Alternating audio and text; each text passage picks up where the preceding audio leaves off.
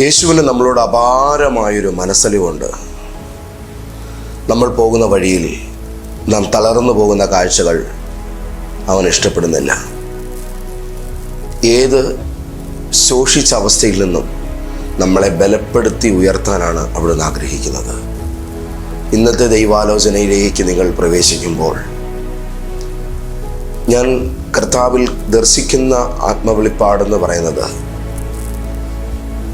വഴന്നു കിടക്കുന്നൊരു മനുഷ്യനെ എടുത്തുയർത്തി തൻ്റെ തോളിലിട്ട് കൊണ്ടുപോയി ബലപ്പെടുത്തി അവനെ മുമ്പിൽ നടത്തി കർത്താവ് അവൻ്റെ ഒപ്പം നടന്നു വരുന്നൊരു കാഴ്ചയാണ്. എവിടെയൊക്കെയോ ജീവിതത്തിൽ തളർന്നു പോയിടത്തു നിന്ന് ദൈവം തൻ്റെ തോളിൽ എടുത്തുകൊണ്ട് പോവുകയാണ് നിങ്ങളെ ഇന്ന്. ഇനി മുന്നോട്ട് പതറിപ്പോകുന്ന ചുവട് വെക്കാൻ യേശു നിന്നെ സമ്മതിക്കുകയില്ല. അവിടുന്ന് നിങ്ങളെ മുൻപോട്ട് നടത്തുന്നത് തൻ്റെ ആർദ്രതയുടെയും സ്നേഹത്തിൻ്റെയും ശക്തിയുടെയും നിറവ് നിങ്ങളുടെ മേൽ പകർന്നുകൊണ്ടാണ്. ഹോ ജീസസ് ക്രൈസ്റ്റ്.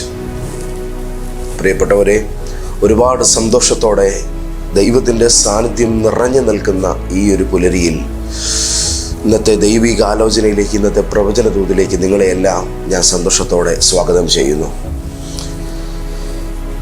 വിശുദ്ധ മർക്കോസിൻ്റെ സുവിശേഷം 8-ാം അധ്യായം 2-ാം വചനം പ്രാർത്ഥനയോടെ കേൾക്കുകയും കണ്ണ് നിറഞ്ഞ് മാത്രം വായിക്കുകയും ചെയ്യുന്നൊരു വചനമാണ് പലപ്പോഴും അത്.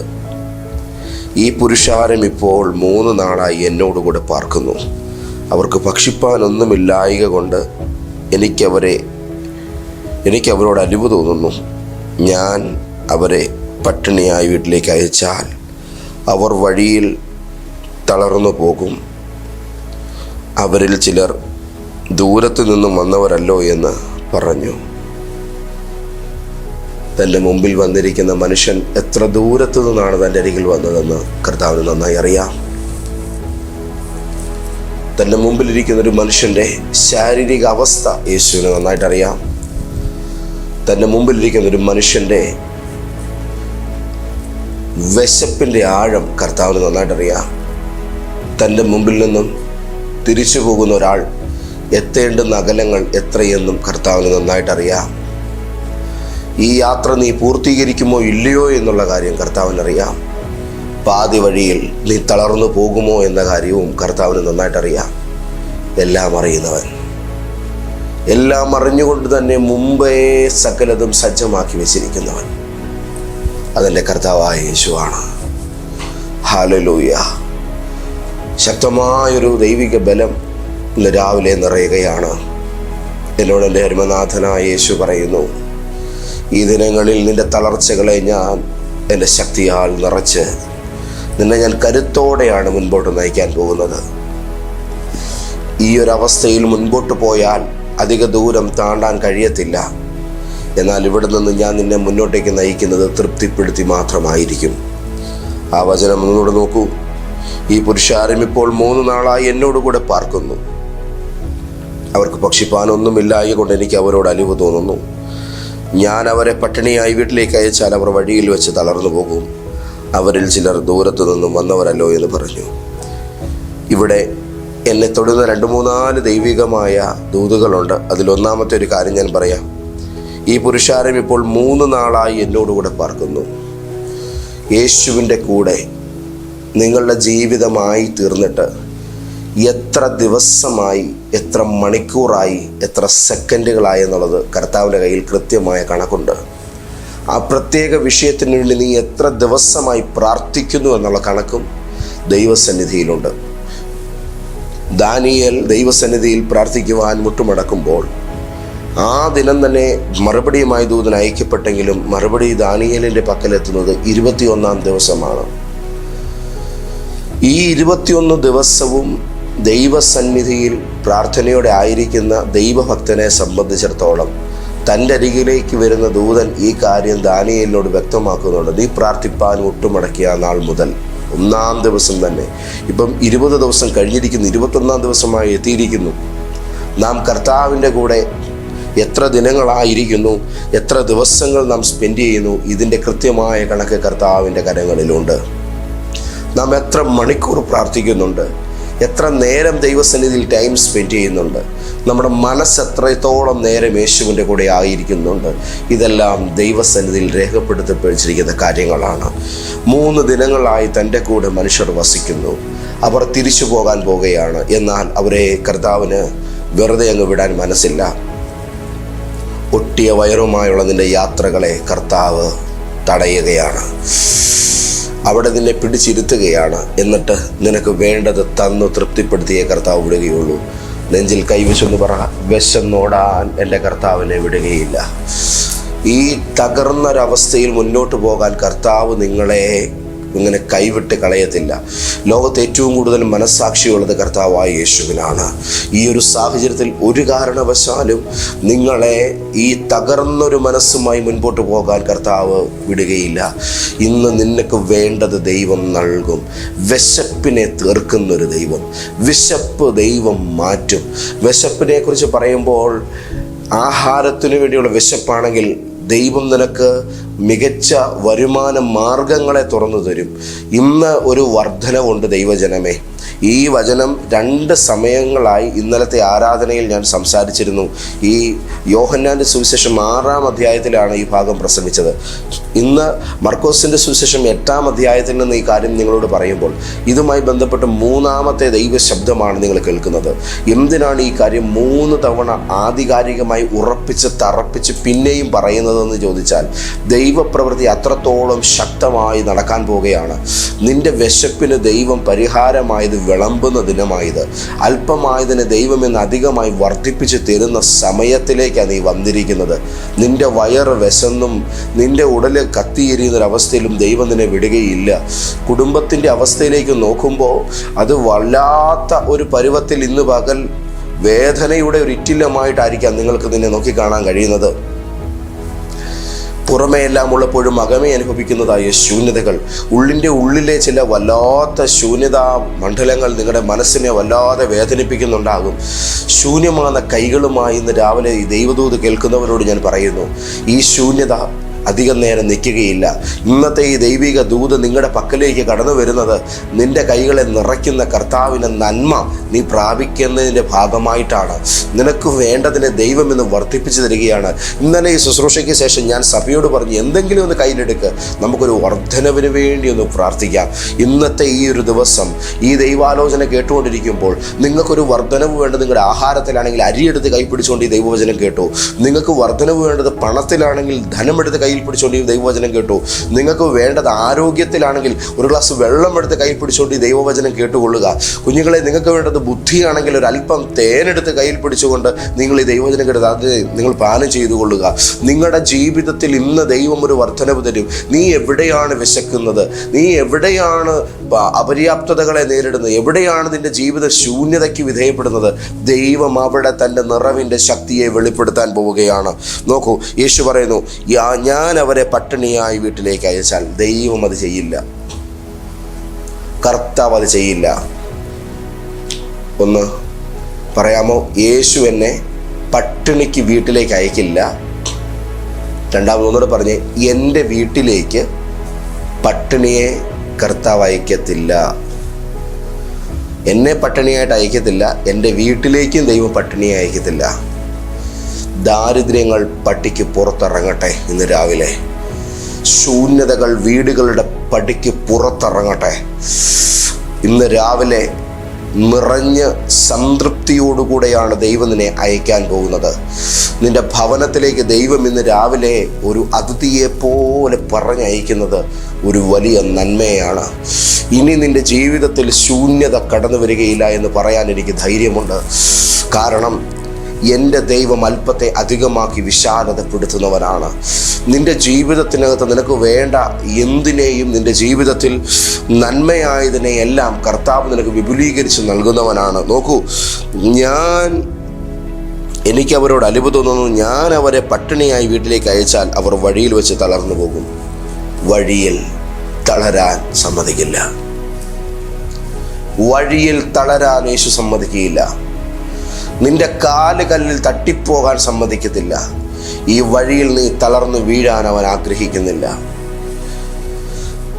ഈ ദൈവാലോചന കേൾക്കുമ്പോൾ ഒരു പ്രധാനപ്പെട്ട കാര്യം ഞാൻ പറയാം. നമ്മൾ പലപ്പോഴും നമ്മുടെ ജീവിത വഴികളിൽ തളർന്നു പോകുന്നവരാണ്. പക്ഷേ യേശുവിൻ്റെ അടുക്കൽ നിന്ന് തുടങ്ങുന്ന യാത്രകൾ തളരുന്നതല്ല. അത് പ്രത്യേകം മനസ്സിലാക്കിക്കണം. ക്രിസ്തുവിൻ്റെ ഒപ്പം ഇരുന്നിട്ട് തുടങ്ങുന്ന യാത്രകളിലൊന്നും തളർച്ച നേരിടത്തില്ല. നിൻ്റെ ശുഭകരമായ പദ്ധതികൾക്കായി ഇറങ്ങി പുറപ്പെടുന്നതിനും ഏതാനും ദിവസങ്ങൾക്ക് പുറകിൽ അല്പദിനങ്ങൾ ദൈവത്തോടു കൂടെ ഇരിക്കുന്ന ഒരു സ്വഭാവം നിങ്ങൾക്കുണ്ടെങ്കിൽ നിങ്ങൾ ജേതാക്കളാകും. മിനിമം ഒരു 3 days. ഒരു വീട് പണിയാൻ ഇറങ്ങുകയാണോ, ഒരു 3 ദിവസം ഉപവാസത്തോടെ ദൈവസന്നിധിയിലൊന്ന് ഇരിക്കുക. ഒരു പുതിയ വാഹനം മേടിക്കാൻ പോവുകയാണോ, നീ ഒരു അല്പ ദിവസം ദൈവസന്നിധിയിൽ പ്രാർത്ഥനയോടെ ഒന്ന് ഇരിക്കുക. ഒരു പുതിയ കോഴ്സ് തിരഞ്ഞെടുക്കുകയാണോ, അങ്ങോട്ട് പഠിക്കാൻ പോകുന്നതിന് മുൻപ് കുറച്ച് ദിവസങ്ങൾ ദൈവസന്നിധിയിൽ ഉപവാസത്തോടും പ്രാർത്ഥനയോടും കൂടി ഒന്ന് ഇരിക്കുക. നീ ഒരു വിവാഹം കഴിക്കാൻ പോവുകയാണോ, ചില ദിവസങ്ങൾ ദൈവസന്നിധിയിൽ ഉപവാസത്തോടും പ്രാർത്ഥനയോടും കൂടെ ഇരിക്കുക. നിൻ്റെ വീട്ടിലൊരു കുഞ്ഞ് ജനിക്കാൻ പോവുകയാണോ, ഗർഭവതിയായ നിൻ്റെ ഭാര്യയെ പരിചരിക്കുന്നതിനോടൊപ്പം ദൈവസന്നിധിയിൽ ചില ദിനങ്ങൾ ഉപവാസത്തോടും പ്രാർത്ഥനയോടും കൂടെ ഇരിക്കുക. Jesus Christ. നിങ്ങളൊരു പുതിയ ഓഫീസ് എടുക്കാൻ പോവുകയാണോ, ദൈവസന്നിധിയിൽ പ്രാർത്ഥനയോടും ഉപവാസത്തോടും കൂടെ ഇരിക്കുക. പുതിയൊരു ബിസിനസ് നിങ്ങൾ ആരംഭിക്കാൻ പോവുകയാണോ, ദൈവസന്നിധിയിൽ കുറച്ച് ദിവസങ്ങൾ ഇരിക്കുക. പുതിയൊരു കോൺട്രാക്റ്റ് സൈൻ ചെയ്യാൻ പോവുകയാണോ, ദൈവസന്നിധിയിൽ ചില ദിവസങ്ങൾ ഇരിക്കാൻ തയ്യാറാകുക. പ്രധാനപ്പെട്ടത് എന്തിനു വേണ്ടി കാലെടുത്ത് വെക്കുന്നതിന് മുൻപ് യേശുവിൻ്റെ കൂടെ ഞാൻ ഇരുന്നു എന്ന് ഉറപ്പ് വരുത്തിയിട്ടേ പോകാവൂ എന്ന് ഞാൻ ജനത്തോട് വളരെ ശക്തമായി പിന്നെയും പറയുന്നു. ഞാനിത് പഠിപ്പിക്കുന്ന ഒരു മനുഷ്യനാണ്. ഒരിക്കൽ കൂടെ പറയുന്നു, യേശുവിൻ്റെ കൂടെ ഇരുന്നിട്ട് തുടങ്ങിയാൽ ആ യാത്ര പട്ടിണിയിൽ അവസാനിക്കാൻ കർത്താവ് സമ്മതിക്കത്തില്ല. രാമേൻ പറയണം. യേശുവിൻ്റെ കൂടെ ഇരുന്നിട്ട് തുടങ്ങിയാൽ ആ യാത്രയുടെ വഴിയിൽ തളർന്നു വീഴാൻ യേശു സമ്മതിക്കത്തില്ല. യേശുവിൻ്റെ കൂടെ ഇരുന്നിട്ട് തുടങ്ങിയാൽ എത്തേണ്ട ഇടത്ത് നിന്നെ കൃത്യമായി എത്തിക്കും. യേശുവിൻ്റെ കൂടെ ഇരുന്നിട്ട് തുടങ്ങിയാൽ അല്പമായതിനെ അധികമായി വർദ്ധിപ്പിച്ചു തരും. യേശുവിൻ്റെ കൂടെ ഇരുന്നിട്ട് തുടങ്ങിയാൽ നിന്നോട് കർത്താവിന് കരുണ തോന്നും. യേശുവിൻ്റെ കൂടെ ഇരുന്നിട്ട് തുടങ്ങിയാൽ നിന്റെ ശൂന്യതയെ നിറയ്ക്കാനുള്ള തീരുമാനം ദൈവം തന്നെ എടുക്കും. ഇതൊരു പ്രവചന ദൂതാണ്. ഇന്ന് ലോകത്തിൻ്റെ നാനാഭാഗങ്ങളിൽ 10,000-കണക്കിന് ദൈവജനം ഈ ആലോചന കേട്ട് ദൈവത്തിന് സ്തോത്രം പറയുമ്പോൾ നിങ്ങളുടെ ജീവിതത്തിൻ്റെ ഏറ്റവും നിർണായകമായ സമയത്തിൻ്റെ ഒരംശം കർത്താവിൻ്റെ സന്നിധിയിലേക്കൊന്ന് മാറ്റിവെച്ചാൽ നിൻ്റെ ഭാവിയെ, മുന്നോട്ടുള്ള യാത്രയെ നിനക്ക് ഭദ്രമാക്കി മാറ്റാൻ കഴിയും. ദൈവം നിറവിൻ്റെ ദൈവമാണ്. കഴിഞ്ഞ ദിവസം ഒരു ജോലിക്ക് വേണ്ടി വളരെ ആഗ്രഹിച്ചിട്ട് ലഭിക്കാതെ വന്ന ഒരു സഹോദരി കുഞ്ഞിനെയും കൊണ്ട് പ്രാർത്ഥിക്കാനെത്തി. ഞങ്ങൾ ദൈവസന്നിധിയിൽ പ്രാർത്ഥിക്കുന്ന സമയത്ത് പ്രത്യേകിച്ച് ദൈവാലോചനകളൊന്നും ഇവരുടെ കാര്യത്തിൽ ഇതെന്ന് വരുമെന്നുള്ള കാര്യത്തിനകത്ത് കർത്താവിനോടൊന്നും പറഞ്ഞില്ല. എന്നാലും ഞാൻ അവരോട് പറഞ്ഞു, ചേച്ചി ഈ ഒരു വിഷയത്തിൽ ഇതെപ്പോൾ വരുമെന്നുള്ള കാര്യത്തെക്കുറിച്ച് യേശുവിനോടൊന്നും സംസാരിച്ചിട്ടില്ല. പിന്നെ നിങ്ങളെ ആശ്വസിപ്പിക്കാൻ വേണ്ടി ഇതിന്ന സമയത്ത് വരും, അല്ലെങ്കിൽ ഇത്ര മാസത്തിനകം വരും, ഇത്ര ആഴ്ചക്കകം വരുമെന്ന് ഒരു വാക്ക് പറയാനും ഞാൻ തയ്യാറല്ല. ഞാനത് ചെയ്യത്തില്ല. എന്നോട് കർത്താവ് എന്തെങ്കിലും സംസാരിച്ചാൽ മാത്രം ഞാൻ പറയാം. ആലോചന ഇല്ലെന്ന് തന്നെ തീർത്ത് പറയും. എന്നാൽ ഈ ഒരു കാര്യത്തിന്മേൽ കർത്താവ് ഇപ്പോൾ എന്നോടൊന്നും സംസാരിച്ചിട്ടില്ല. പക്ഷേ എൻ്റെ ജീവിതത്തിൽ എനിക്ക് അനുഭവമുള്ളൊരു കാര്യം ഞാൻ പറയാം. 3 ദിവസങ്ങൾ ദൈവസന്നിധിയിൽ നിങ്ങളൊന്ന് ഇരിക്കാൻ തയ്യാറാകാമോ? പാസ്റ്റർ ഞാനിരിക്കാം, കൊച്ചിൻ്റെ കാര്യമല്ലേ, ഞങ്ങൾക്ക് പോയേ പറ്റൂ, ഇരിക്കാം. 3 ദിവസങ്ങൾ ദൈവസന്നിധിയിൽ പ്രാർത്ഥിക്കാനിരുന്നു. 3-ാമത്തെ ദിവസം രാവിലെ 11 മണിയായപ്പോൾ അവരുടെ വിഷയത്തിന് മറുപടിയായി. 3-ാം ദിനം പൂർത്തീകരിക്കപ്പെടുന്നതിന് മുൻപ് ആ കാര്യം നടന്നു. ഞാൻ അന്നേരം ഈ സാക്ഷ്യം കേട്ടപ്പോൾ കർത്താവിനോട് ചോദിച്ചു, കർത്താവേ 3 ദിവസത്തിനകം ഈ കാര്യം അവിടുന്ന് ചെയ്യുമായിരുന്നെങ്കിൽ പിന്നെ എന്തുകൊണ്ടത് പറഞ്ഞില്ല? കർത്താവ് എനിക്ക് നൽകിയ ഒരു ഉത്തരം ഞാൻ നിങ്ങളോട് പറയുമ്പോൾ നിങ്ങളതിൽ അതിശയിച്ചു പോകരുത്. ഞാൻ ഈ കാര്യം ഇവർക്ക് വേണ്ടി ചെയ്യും, പക്ഷേ ഇത് വരുന്നതിനോട് ചേർന്ന് ഇവരുടെ ജീവിതത്തിൽ കുറേ കാര്യങ്ങൾ ആത്മമണ്ഡലത്തിൽ മുൻപോട്ടുള്ള യാത്രയുമായി ബന്ധപ്പെട്ട് ക്ലിയർ ചെയ്യാനുണ്ട്. ആ മാറ്റങ്ങൾ, ആ വിടുതലുകൾ, പ്രാർത്ഥനയിലൂടെ സംഭവിക്കേണ്ട ചില മാറ്റങ്ങൾ ഇവരുടെ ലൈഫിൽ നടക്കേണ്ടതിനാണ് ഈ സമയങ്ങൾ ഇവരുടെ ജീവിതത്തിൽ അനുവദിക്കപ്പെട്ടത്. ഈ ഒരു ഉത്തരം എനിക്ക് വളരെ സംതൃപ്തി നൽകുന്നതായിരുന്നു. മറുപടി മാത്രമല്ല, ഒരു ഉത്ഭവിക്കാൻ പോകുന്ന പ്രശ്നത്തിൻ്റെ ഉറവടച്ച് കളയലും കൂടിയാണ് ദൈവസന്നിധിയിൽ ഇരിക്കുമ്പോൾ കർത്താവ് നമുക്ക് വേണ്ടി ചെയ്യുന്നത്. നിൻ്റെ ജീവിതത്തിൽ ശത്രു നിനക്ക് വേണ്ടി പ്ലാൻ ചെയ്തിരിക്കുന്ന ഒരു പ്രൊജക്റ്റിനെ നീ ഇന്ന് നശിപ്പിച്ച് കളയുകയാണ്, വേരോടെ പിഴുത് കളയുകയാണ്. നിന്നെ മുടിക്കാൻ അവൻ എടുത്തിരിക്കുന്ന ആയുധം നീ ഇന്ന് നശിപ്പിച്ച് കളയുകയാണ്, തിരികെ വെപ്പിക്കുകയാണ്. ഈ നിലയിൽ ഒരു ദൈവ പൈതലിൻ്റെ കർത്താവാം യേശുവിനോട് കൂടി ഇരുന്നുള്ളതായ പ്രാർത്ഥനാ മണിക്കൂറുകൾ, ദൈവസന്നിധിയിൽ ഇരിക്കുന്ന നേരങ്ങൾ വലിയ വലിയ മാറ്റങ്ങളെ, രൂപാന്തരങ്ങളെയാണ് ഉണ്ടാക്കുന്നത്. നോക്കൂ, ഈ ദിവസങ്ങളിൽ കർത്താവിൻ്റെ കൂടെ ഇരുന്നു കൊണ്ടൊന്ന് തുടങ്ങിയാൽ അത് ഗംഭീരമായിരിക്കും. ഈ പുരുഷാരം ഇപ്പോൾ 3 നാളായി എന്നോടുകൂടെ പാർക്കുന്നു. അവർക്ക് ഭക്ഷിപ്പാനൊന്നുമില്ല. നിന്റെ ജീവിതത്തിൽ എന്തുണ്ട് എന്തില്ല എന്നത് കർത്താവിന് വ്യക്തമായി അറിയാം. ഇല്ലാത്തതിനെ നൽകാൻ അവൻ തയ്യാറാണ്. ആമേൻ. ഇല്ലാത്തതിനെ തരാൻ അവിടുന്ന് തയ്യാറാണ്. ചിലരുടെ കയ്യിൽ നിന്ന് കിട്ടുമ്പോൾ അതങ്ങ് വർദ്ധിക്കും. ദൈവം നിനക്ക് വേണ്ടി തരുന്നതാണ്. ആമേൻ. Praise the lord. ചില ചെറിയ പൊതികൾ അങ്ങ് പൊലിച്ചു വരും. ആമേൻ. ഹല്ലേലൂയ. അപ്പോൾ നമ്മുടെ നാട്ടിൽ അതിനെ കൈനീട്ടമാണെന്നൊക്കെ പറയും. എന്നാൽ ഇന്ന് രാവിലെ ഒന്ന് കേട്ടോണം, നമുക്ക് വേണ്ടത് ദൈവം നൽകുമ്പോൾ അതൊരു വർധനവിലേക്ക് തിരിയും. ഞാൻ ഈ ആശയം പറയാനുള്ള കാരണം ഇതുമായിട്ട് താരതമ്യേന ചേർന്ന് നിൽക്കാത്തൊരു കാര്യമാണ് ഇപ്പോൾ പറഞ്ഞത്. കൈനീട്ടം എന്ന് പറയുന്ന കാര്യവും ഇതുമായിട്ടും ഇത് നാട്ടിൻ പുറത്തുള്ളതായൊരു സിസ്റ്റമാണ്. ഒരു ബിസിനസ് തുടങ്ങുമ്പോൾ ആദ്യമായിട്ട് ഐശ്വര്യമുള്ളൊരു മനുഷ്യൻ അതിന് പണം നൽകണം. നൽകിയാൽ അന്നത്തെ കച്ചവടം പൊട്ടിപ്പൊടിക്കും അത്രേ. അങ്ങ് അത് സമൃദ്ധിയായിട്ട് തീരും.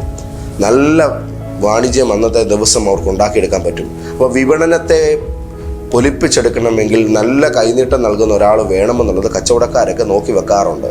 അപ്പോൾ അവരങ്ങനെ വളരെ ആദ്യത്തെ കച്ചവടം വളരെ സിസ്റ്റമാറ്റിക്കായിട്ട് സെറ്റ് ചെയ്ത് വെക്കും. മനുഷ്യർക്കറിയാം, ചില കൈകളിൽ നിന്നും കിട്ടിയാൽ വർധനവുണ്ടാകും, ശൂന്യത നേരിടുകയില്ല. അങ്ങനെയുള്ള ആൾക്കാരാരാണ്, അങ്ങനെയുള്ളവൻ ആരാണ്? ഇത് കൃത്യമായിട്ട് ദേശങ്ങൾക്കറിയാം. നാട്ടിൻപുറങ്ങളിൽ ഇങ്ങനെയുള്ള മനുഷ്യരുണ്ടെങ്കിൽ ഒന്ന് ഞാൻ പറയട്ടെ, ദൈവത്തിൻ്റെ ശക്തിയാൽ നിന്റെ ജീവിതത്തിൽ പരിശുദ്ധാത്മാവ് ഇത്തരത്തിലുള്ളതായ ഒരു കാര്യം നിനക്ക് വേണ്ടി ആരംഭിക്കുമ്പോൾ നാട്ടിൻപുറത്തെ ഒരു മനുഷ്യൻ്റെ കൈകൊണ്ട് തന്നാൽ പോലും ഒരു വർധനവുണ്ടാകുമെന്നുള്ളത് നമ്മുടെ നാട്ടിൽ പൊതുവെ അംഗീകരിക്കപ്പെട്ടൊരു വസ്തുതയാണെങ്കിൽ 5 അപ്പവും 2 മീനും വർദ്ധിപ്പിച്ചവൻ്റെ കൈ ഇന്ന് രാവിലെ വെറുതെ ഇരിക്കുന്നില്ല എന്ന് മാത്രം നിങ്ങളത് മനസ്സിലാക്കിയാൽ മതി. നിനക്ക് വേണ്ടത് തരാനും നിന്റെ ജീവിതത്തിൽ ഇല്ലാത്തത് നിനക്ക് സമൃദ്ധിയാക്കി നൽകുവാനും ആ കൈ ഇന്ന് രാവിലെ നിന്റെ ജീവിതത്തിൻ്റെ മേൽ ചലിക്കുകയാണ്. ആമേൻ, ആമേൻ, ആമേൻ, ആമേൻ. മനുഷ്യർ തങ്ങൾക്കൊരു വർധനവ് വേണ്ടപ്പോൾ മാനുഷികമായ പൊലിമയ്ക്ക് ശേഷിയുള്ള കൈകളെയാണ് ആശ്രയിക്കുന്നതെങ്കിൽ കാൽവറിയിൽ നിനക്ക് വേണ്ടി തുളയ്ക്കപ്പെട്ട ആണിപ്പഴുതേറ്റ കരത്തിലേക്ക് ഇന്ന് രാവിലെ നോക്കിക്കൂ. ആ കൈകളിൽ നിന്ന് നിനക്ക് വേണ്ടതെല്ലാം നൽകി തരും. യേശുവിൻ്റെ കൈകൾ തുളയ്ക്കപ്പെട്ടതിലൂടെ ആ കരങ്ങളിലുള്ളതെല്ലാം കൃപയാൽ എനിക്ക് ലഭ്യമാക്കപ്പെടുകയായിരുന്നു. ആകയാൽ ഇന്ന് രാവിലെ വെറുതെ അയക്കുന്നില്ല, നിറവോടെ അയക്കും. ദൂരം താണ്ടേണ്ടവനാണ് നീ, വളരെ ദൂരം പോകാനുണ്ട്. ഈ ദിവസങ്ങൾ നിന്നെ ദൈവം ഒരു യാത്രക്കാരനാക്കി മാറ്റുകയാണ്, ഒരു ദീർഘദൂര യാത്രക്കാരിയാക്കി മാറ്റുകയാണ്. പരിശുദ്ധാത്മാവ് പറയുന്നു, ദൂരെ ചെല്ലാനുണ്ട്. ചിലർ ഈ രാജ്യത്തിൻ്റെ അതിരുകൾ വിട്ടു പോകാൻ പോകുകയാണ്.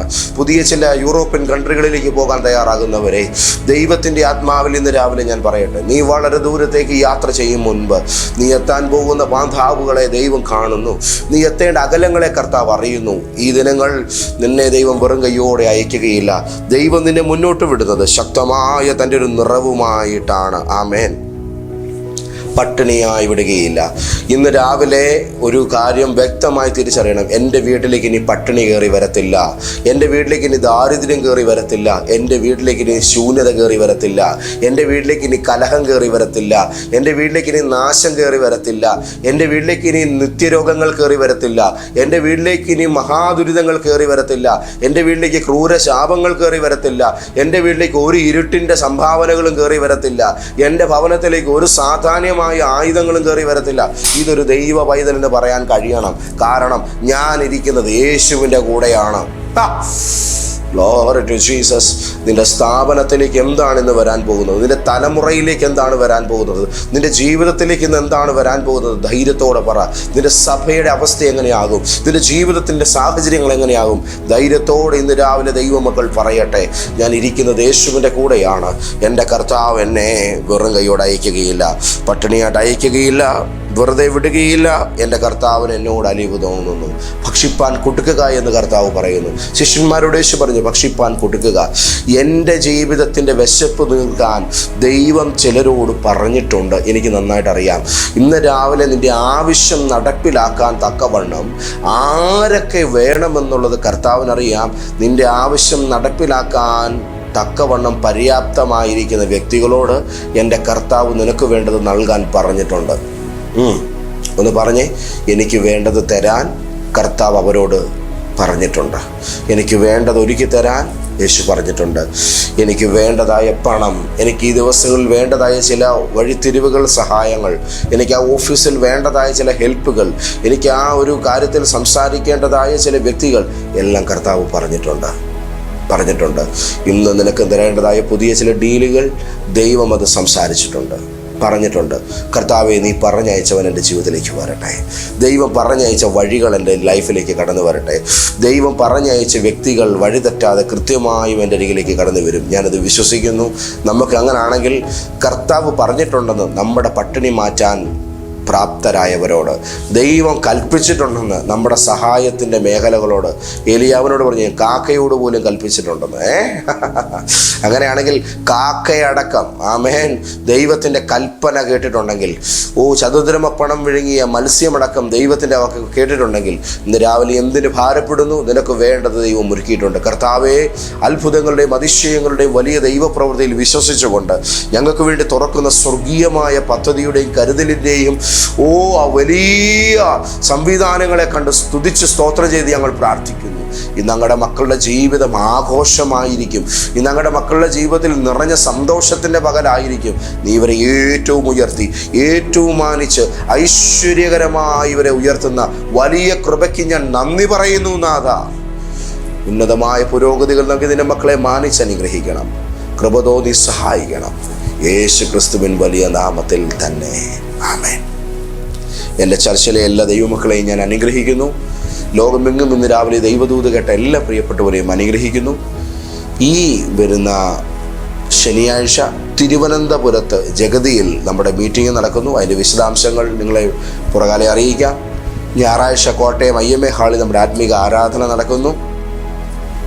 ലോകമെങ്ങും ഈ ദിവസങ്ങളിൽ ശുശ്രൂഷ കാണുന്ന കേൾക്കുന്ന ദൈവമക്കളെ, നിങ്ങളുടെ നാട്ടിൽ കർത്താവിൻ്റെ നാമമഹിമയ്ക്ക് വേണ്ടി നിങ്ങൾ പലരും ശുശ്രൂഷകൾ സംവിധാനം ചെയ്യുവാൻ സന്നദ്ധരായതിലുള്ളതായ നന്ദി അറിയിക്കുകയാണ്. പലരും അവരുടെ ജന്മദിനത്തോടനുബന്ധിച്ചാണ് പലയിടത്തും പല മീറ്റിങ്ങുകൾ കണ്ടക്ട് ചെയ്യുന്നത്.